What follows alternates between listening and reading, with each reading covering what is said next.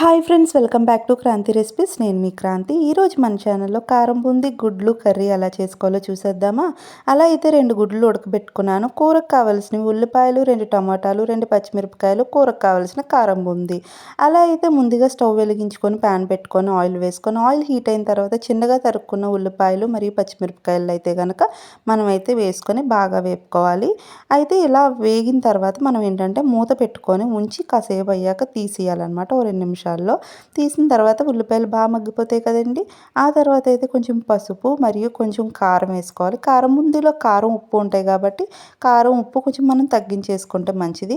ఇలా అయిపోయిన తర్వాత టమాటాలు అయితే నేను బొమ్మలు పెట్టుకొని కూర అయితే కప్పేసి మూత పెట్టుకున్నాను. ఈలోపు అయితే గుడ్లు అయితే మంచిగా వేపేసుకోవాలన్నమాట. ఇక్కడ చూసినట్లయితే టమాటాలు అయితే బాగా ఉడికిపోయాయి కదండి. ఇదైతే దగ్గరికి గ్రేవీలా అయిపోయిన తర్వాత మనం కొంచెం వాటర్ అయితే మనం వేసుకోవాలి. వేసుకున్న తర్వాత కొంచెం హై ఫ్లేమ్లో పెట్టి మూత అయితే పెట్టేసుకోవాలన్నమాట.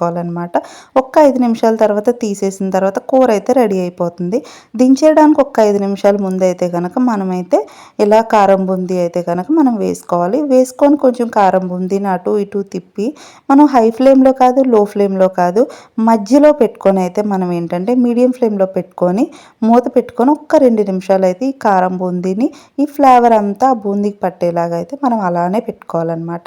సో ఇలా తయారైపోయిన తర్వాత ఏంటంటే మనమైతే గుడ్లు వేపు పెట్టుకున్నాం కదండి, ఆ గుడ్లను అయితే కనుక వేసుకోవాలి. అలానే గుడ్లని కొంచెం పసుపు కారం అయితే వేసి వేపుకోవాలి. సో అలా వేపుకున్న గుడ్లు అయితే ఇందులో వేసేసాక మనకు గ్రేవీగా జ్యూసీగా మళ్ళీ ఇగురులాగా చాలా అంటే చాలా బాగుంటుంది. ఎటువంటి చారు అయితే అవసరం లేదు ఈ కర్రీకి.